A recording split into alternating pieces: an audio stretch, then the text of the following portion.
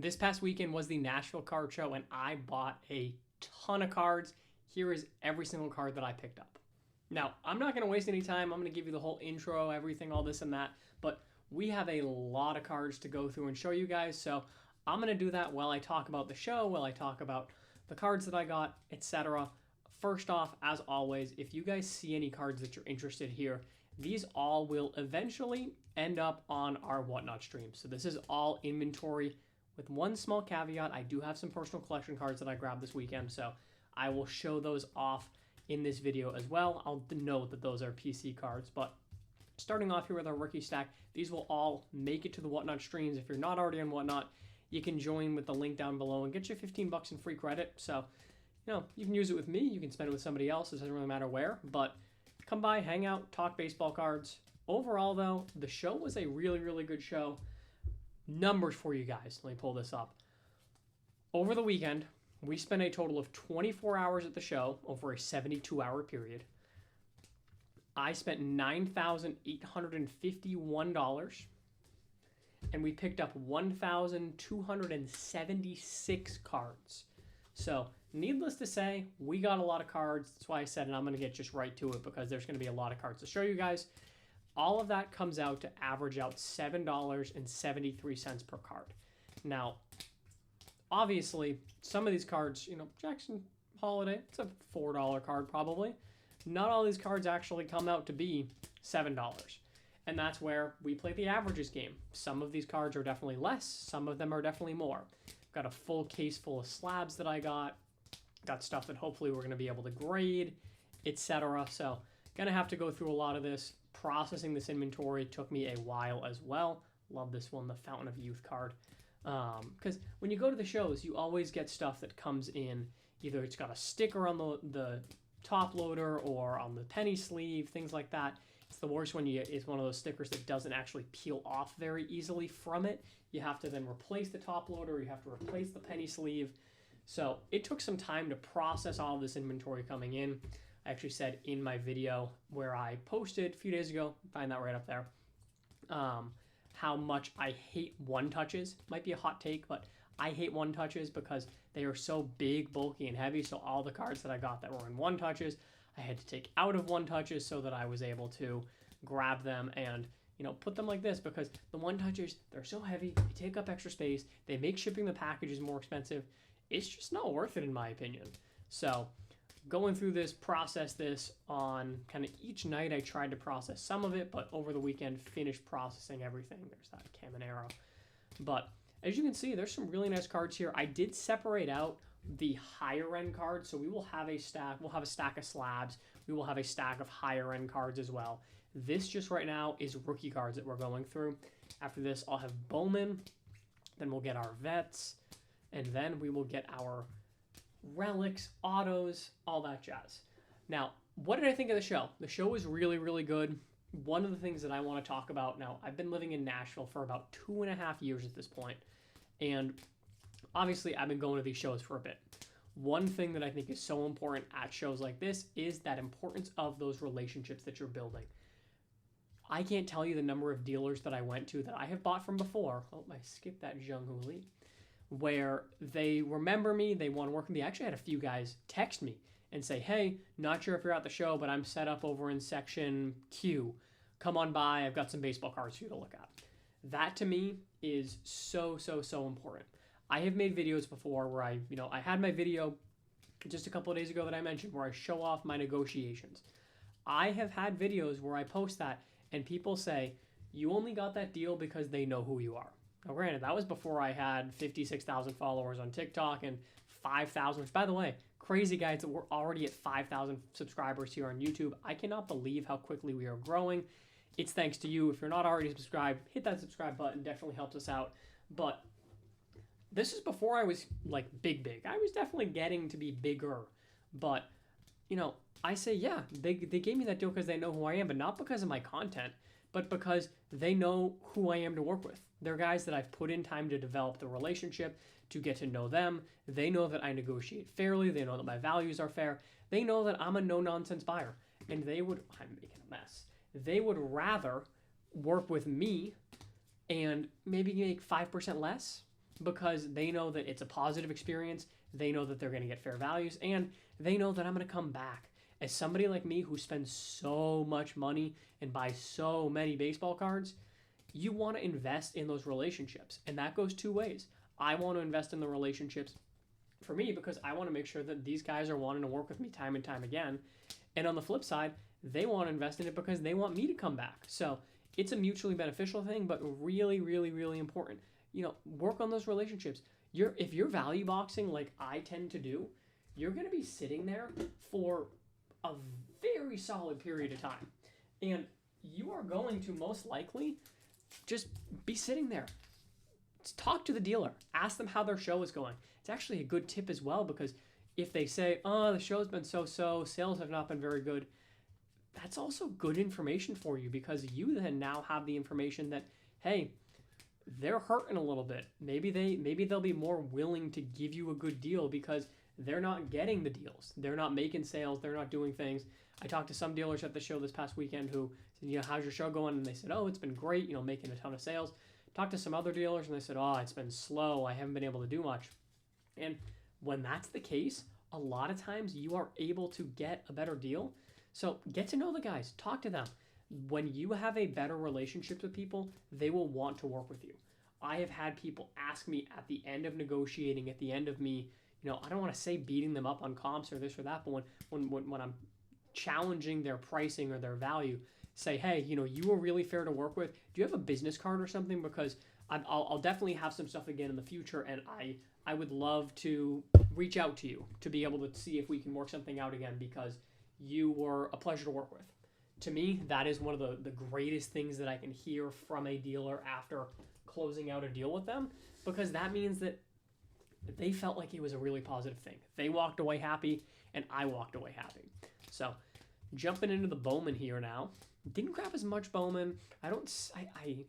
Bowman is one that comes in waves. I know that we'll get 2025 Bowman soon, and I will be rolling through stuff, but I'm a little light on Bowman, and I didn't pick up as much as I had maybe hoped to, but there's only so much that you can do. I was not going to force the issue on Bowman.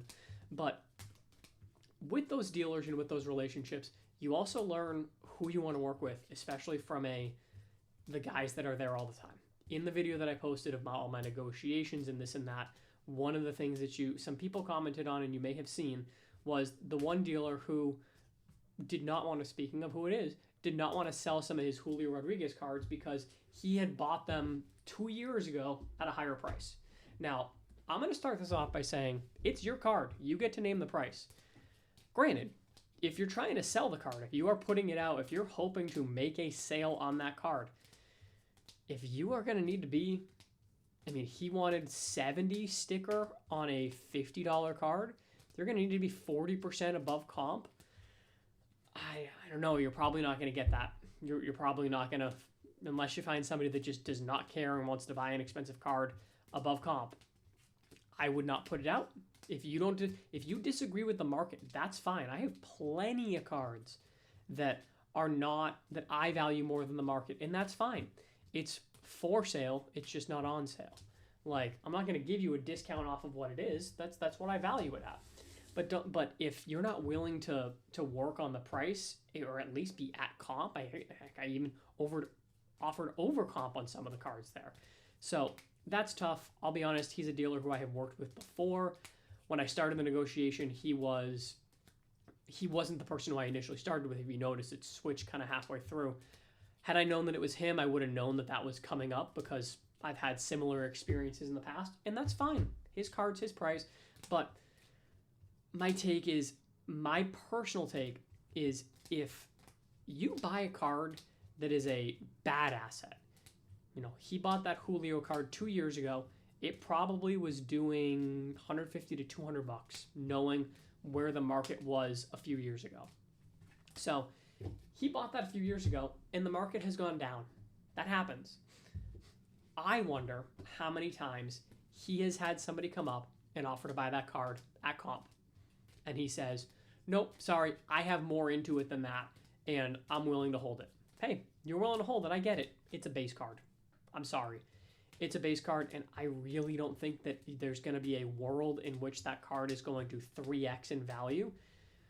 I might be wrong.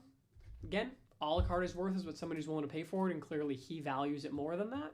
But if somebody offers you comp, you can't get too grumpy with them for wanting to be at comp, and be realistic on your cards. If you buy a card that's a bad buy, a bad value, etc., my take, don't sit on it. Let it go, move on to the next thing, liquidate, and move on. Let me grab our next stack because we still got a lot of cards to go. And obviously, that's just my take on that liquidation, but I personally don't see why you would want to hold on to what I deem a sunk asset, a bad buy, you name it. I'd rather sell that, liquidate it, and get that into something that I actually think has a really good future and actually has, real upside compared to a card that you made a mistake on. And that's different. I mean, you can look at a guy like Acuna. You buy an Acuna and you know that it might be a future play. That's fine. If you are buying it in terms of, I think that card is going to go up because Acuna could have an MVP season, something like that, etc., then all right, that's fine by me. But if you bought that card after Julio already debuted, you know who he is, you know what he can do, I don't know. To me, and again, just my opinion, but to me, I would be a little bit more willing to let that go.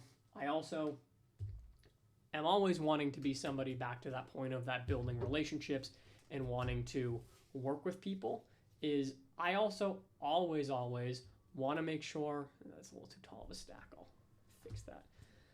I always want to make sure as well that people feel positive after working with me, and I got a couple of people in the comments that said, hey, that didn't seem like a positive interaction. Yeah, but that's fine. It happens. Totally good. As I said, had I known that was going to be the case, I would have known what I was going into in that negotiation, but sometimes that happens.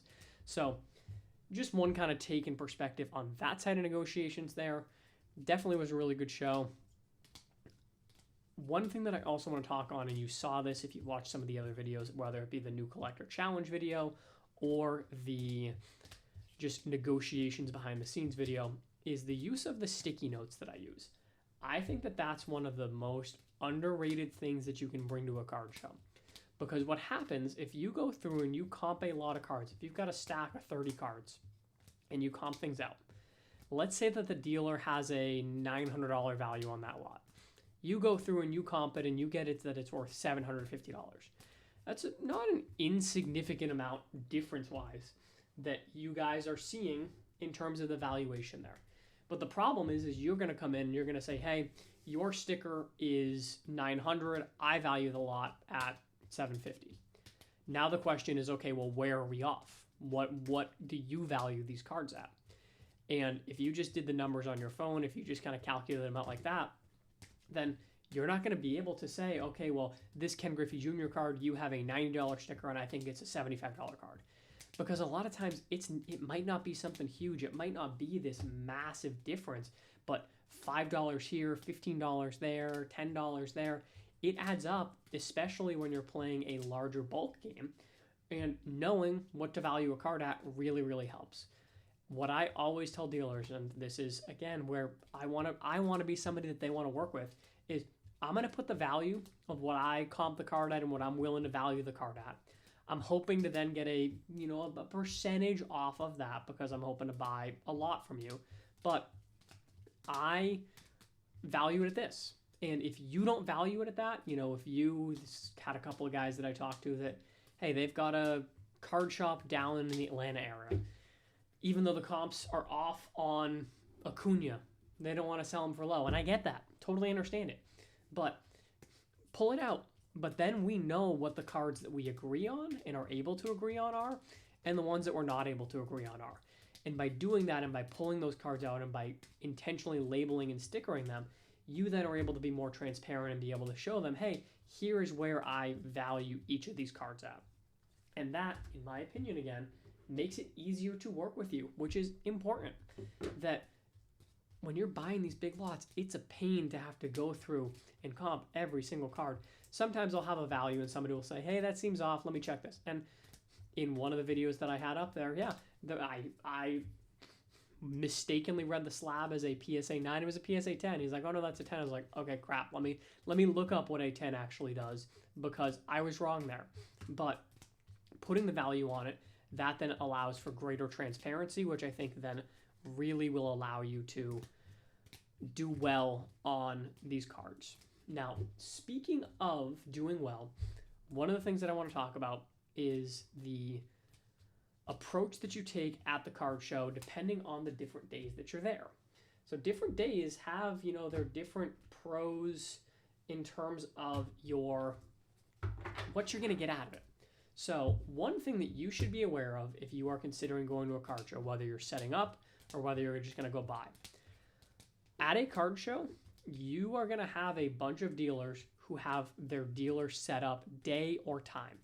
Big card show like this, it's going to be before the show even opens. So this show started officially on Friday at noon, I think it was. Guess what? Thursday at noon, dealers were setting up for the show because people come in, they've got big displays they've got to set up, they've got a lot of inventory to bring in. They are able to come in early and set themselves up for the show. Now, what does that mean and what does that make happen? Well, a lot of dealers buy off of each other when the show has not even officially started yet. I went on Thursday. I had a dealer badge because I work with some people that set up at the show. Shout out Josh Likes Cards. They're great. Always work with them. Really, really nice people. When I used to set up, I would always set up next to them because we kind of help each other out. But I helped them set up their table, and then I, paid for part of it in order to use their back storage space because when I buy a lot of cards, I need to do that. But because of that, I had a dealer badge, which meant that I went on Thursday. I didn't buy very much on Thursday, but I saw a lot of people buying a lot because that is going to be the best inventory in theory that the room is going to see. These dealers brought specifically these cards. And so what happens is you get a lot of guys that will come up and they will say, hey, I saw a few table buyouts where somebody says, hey, if I'll give you $12,000 for all your cards. Okay. And that happened to me. It was on a Friday, technically, at one of the previous Nashville shows, but that happened to me. Sold my whole table for like 11 grand. It was a good weekend because then I just got to go walk around and buy. And I got to say, I have more fun buying than I do selling. But if you're going to a show, know that when the dealer's set up at the very, very beginning of the show, you are going to have the largest selection of that higher end, nicer inventory. On Friday, so on the first day of the show, is when I think that you're going to see what is generally the best inventory when it comes to your value boxes, dollar boxes, etc. And that's because, again, on that Thursday, most people are not going through and spending a bunch of time in the value boxes. I do, but that's a little abnormal. Normally what you'll see is people that may come in and say, hey, how much if I were to just buy your entire value box? That happens. But in terms of going through and picking out in a value box, you are really going to see the value boxes get the most picked through on the first day of the show at the very beginning of the show. We are now on to our hits, our relics, and autos, basically. But so know that on Friday, if you're going, that was my focus. That did not belong in there. That's funny. That goes with my rookies. See what happens when I am sorting late at night. But you are going to find the best things. The crazy dollar box finds that I had at the show, yeah, those were on Friday because nobody else had really had a chance to go through those boxes with the detail and level that I was going to and did. So if you're looking to value box, I suggest getting to the show early and doing that first. Saturday, I'm talking 3-day show here. Saturday is going to be, or if it's a single day show, just at kind of the peak hours, is going to be when there's the most cards on the floor. And that's from a perspective of there's the most people there. You may go to a table and this Heston Kierstad card may not be there. It's in somebody's showcase, but an hour later you go back to that table and that Kierstad card is now there because that dealer bought that card from that person. Dealers, one of the best parts about setting up as a show, and we've talked about this before, is being able to buy inventory, not just sell inventory, but buying. And you're buying from people that, have some really nice cards that are walking around that we talk about using the hobby to fund the hobby. they're bringing their case and they say, hey, I'm looking to sell this card, because that then gives them cash to then go have fun at the card show today. So Saturday, there's going to be the most cards on the floor. Sunday is where you're going to have the best deals. So you are going to find more dealers willing to, Friday I was dealing with 85% on lots that I was buying a lot of times. Saturday was in that 85%. Maybe I could get down to 80. And then Sunday, a lot of dealers were starting themselves off at 75%, just because they didn't want to bring the stuff home. Don't get me wrong, nobody's going to sell a Jordan rookie at 75% because they don't want to bring it home. But this value box stuff, that definitely happens. All right, we're on to our last stack of raw cards here, which will be our high-end ones, and then we will get into our slabs. Before I get to the high-end stuff, I do have some PC cards that I grabbed. Again, nothing crazy. You guys know that I collect Alex Rodriguez. Some people have actually asked why that is. Pause. Love this one. Resurrected, because Juan Soto is the second coming of Ted Williams. Get it? But Alex Rodriguez, I loved him because the very first pack of baseball cards that I opened when I was a kid, I pulled an Alex Rodriguez card, and I thought it was the coolest thing that his name was Alex and my name was Alex. And from that point on, I really enjoyed him as a kid. Loved the way, and obviously he's a fantastic player. Luke Kuechly, 2 football cards that I bought this weekend in total. A rookie auto of Kuechly too, so really cool there. This one was awesome. The quad with Ortiz, Ramirez, Boggs, and Veritek. Not numbered, but really cool patch. And then one more Alex Rodriguez card. Now, up to this point, most of the stuff is not going to fall into the being valued for more than that $7 and, 73 cents per card. Hopefully this is where we start seeing some of that value be worth more than that, where we're going to make up for it. So these are the higher end cards that I picked up. I'm going to take some time here because these are nicer. I want to show these off, highlight these. Awesome patch on that Buster Posey, numbered out of 5. This Gunner is numbered out of 25 here. Love the home field. It's Panini, but it's an RPA for Kyle Tucker. Nice Juan Soto relic. Altuve on the City Connect jersey. Langford on the first refractor. This one's super cool.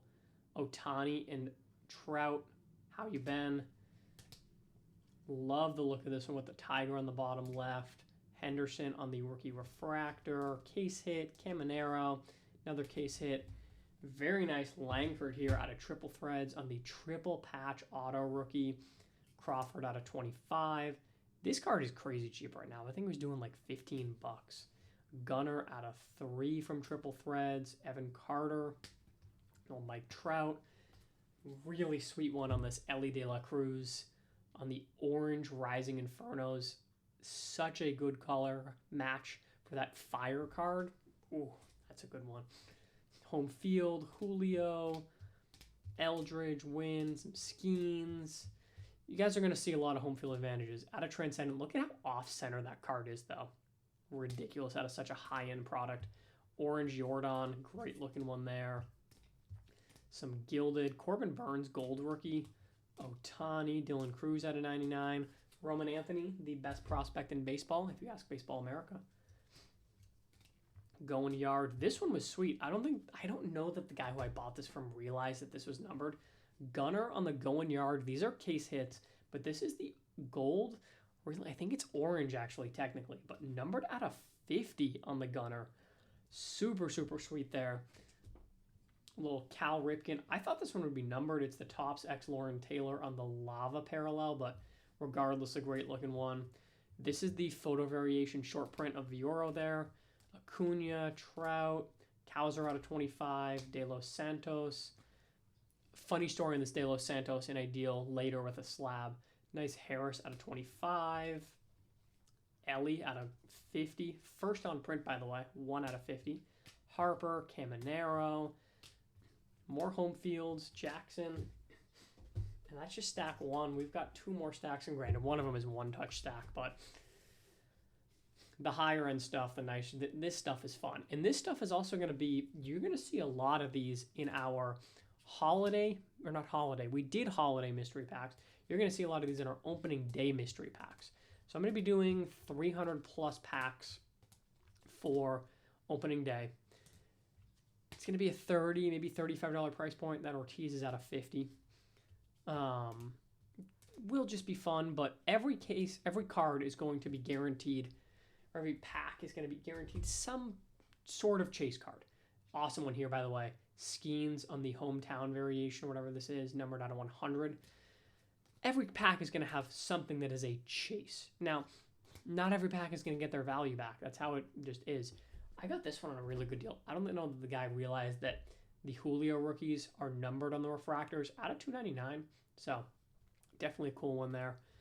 But a lot of these cards will end up as chasers, things like that. So if you're on the lookout for that, make sure to follow along. Love that Acuna Atomic. So buying some of this nicer stuff in order to do that, because when you do 300 mystery packs, you need 300 chasers. So definitely adds up. Cool Matt Olson on the Stars of the Swing. Termar out of 50. Corbin on the blue. This had like a $4 sticker on it. I couldn't believe that. Otani, this one's super nice on the refractor out of Heritage. Corbin on the photo variation short print. Kutch. I know my guy Eli will love this card. The E-Tops black refractor numbered at a $9.99. Just so cool. That's the orange on the heart of the city. Acuna. This one was crazy. The last comps in this Ortiz are all $200 roughly. Had a $55 sticker. This wasn't in the PC pile. It may end up in the PC. I haven't decided yet, but regardless, these are the Legends hometowns, home field. Legends home field advantage. So crazy, crazy rare. There are none of these listed on eBay. There are none on the market right now. So that just goes to show you how short printed. Same. The Babe Ruth is another Legends one. More common though. Jordan. A lot of gilded here. I love gilded. Nice Acuna on the Instavision at a 50. And then I do have some stuff that's one-touched. I went on and on about how much I hate one-touches, but some stuff just didn't have top loaders thick enough for the Pujols and Cabrera, arguably the two greatest hitters of that generation. Mookie on the game-used relic at a tribute. Spencer Strider. And then these ones were sealed, so I wasn't going to break the seal. So Spencer Strider on the gold. I got some crazy cool. These Project 70s are fairly cheap on the base cards. However, these are the foils. So this one is numbered out of 70. 20 out of 70 on the Tatis. It's like Tetris, get it? Ken Griffey Jr. on the Kid throwback design. Such a cool one. Also numbered out of 70. Ichiro. Love the look of that one. Mookie on the 54. There's a solid chance this stays in the PC. I love the 54 set. You guys know that. So very decent chance I hold on to that one. Another cool Mookie on the rainbow foil. And then this Trout is numbered out of $2.99, I think it is. $1.99. This is a collaboration that Topps did with DJ Ski. So those are all of the ungraded cards that we bought. Let's grab those slabs now. All right, and now for our slabs. I appreciate you guys that are still here, sticking in with me. It takes a while to show off all these cards. So Miggy. These slabs, it's very, very hard to keep up with graded card inventory. Awesome Churrier here, by the way, at a 25. I got that on a crazy good deal. Very hard to keep up on graded card inventory. So being able to go to a show like this where I don't have to take the time myself to grade the card, instead I'm able to just buy it. Somebody else has already done that. And a lot of times on the lower end slabs, you're getting it for less than the cost of grading, which helps because a lot of times I end up selling cards for less than the cost of grading. So very, very nice to be able to grab some nice deals here. This one's sweet. The Otani on the Stadium Club rookie. Got the Colt Keith, but like, it was a $15 sticker on that one. In a 10. What the heck? Why not? Roman Anthony, Otani rookie there. Then on to our PSA slabs. We got a lot more PSA than SGC this time around, which is good. PSA sells for more. Whether or not you like it, you can't deny the reality. So I like to say the market is going to market. So this might be a little bit too tall. Yeah. So Skeens, grabbed a couple of these. And again, slabs. These are going to be really important for the opening day repacks that we're going to do. So people like slabs. Generally, my target is at least half of and this is going to be our chaser. So I'm targeting a $300-ish ceiling, and this is a $300+ card. Jackson Holiday on the Lava Lamp Rookie Auto. Sick one. Really, really nice chaser for it. But, oh, this is the card that I had to tell the story about with the De Los Santos. When I saw this card, crazy cool. Walcott and Celestin, both two young studs, fantastic players. The guy, I made him a very reasonable offer, and he was like, oh, he goes, yeah, I'll do it. I didn't want to, I put that in the case saying to myself, I don't want to sell it, but I'll do it. And I said, hey, if you don't want to sell it, that's fine. You can keep it. He goes, no, I'll do it. It's in the case because I should sell it. Never going to go broke making a profit, but it was funny because he did not want to let it go, and I can't blame him. It's a super, super cool card. But people love slabs. It's the reality of the hobby, so tried to grab a good amount of slabs so that I can stack up some of these for the mystery packs. Nice Langford on the Sapphire there. So these will be very, very helpful. It's also just going to be helpful, again, for me, just in general inventory for me in the card business. I've got stuff out of PSA. I've got a 40-card SGC submission that should be coming back any day here now, so that will be fun. But it helps just provide a little bit of extra runway, which is really helpful because if you run out of slabs, slabs are the much more expensive thing that it is harder to get good deals on. Whereas at card shows, you're able to get some really good deals, especially on crazy high-end. Awesome, by the way, on that Gunner Gold. Non-crazy high-end. So some of these will end up in the mystery packs. Some of these are going to end up as dollar auctions in the Whatnot streams, and then some of them are, this pool house, by the way, numbered out of 50, I believe it's a pop 2. Some of them will end up as buy it now. So some of the higher end cards I will put as a buy it now or best offer on the Whatnot shop, as opposed to dollar auctions, as I like to say. You know, sometimes I just don't have it in me. It's too big of a card. Like looking at my display here right now, like it's a $600 card. I'm not going to start that at $1. My room isn't a $600 room. I'm not one of the guys who has all the super, super high-end stuff. I'm more of a mid-end guy. So I know my audience. I know that I have some buyers who will buy the more expensive stuff, which is why I buy it from time to time. But overall, I'm not that. So the nicer stuff, the more expensive stuff will go in the shop as a buy it now. Langford on the auto. But some of the other stuff, like this one, will go in the shop as a buy it now. It's a great card. Max Clark, same thing. Or some of the other stuff will just be the dollar auction. So it's always really fun getting that new inventory in. Card shows are unrivaled when it comes to the quality of the inventory that you are able to pick up, because you have just so much choice, so many options, and the deals are just generally so good. So if you have not hit up a card show, if you have not gone to a card show, and you're thinking about starting a card business or just looking for fun cards, I implore you, go check it out. It will be worth your time. Card shows are the best that the hobby has to offer, in my opinion. It does not get much better than a card show. And this was absolutely a fantastic card show, a fantastic weekend. I had a blast. It's so fun going through all this stuff. I got to go through now and sort this all into the individual boxes so that I'm able to get this into future streams. But that is everything that we grabbed. So I'm very curious. For those of you that are still here at the end of this video, I'm not sure how long this one's going to be. I know it's going to be a long one, but for those of you that are still here, I'm really curious. What do you think of these pickups? Do you think that at our $7.73 per card on average, we did good? Let me know down in those comments. I always appreciate you guys that are subscribed, follow, comment. All the engagement really, really helps us.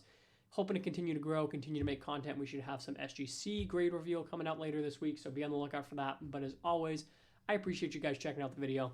We'll catch you in the next one.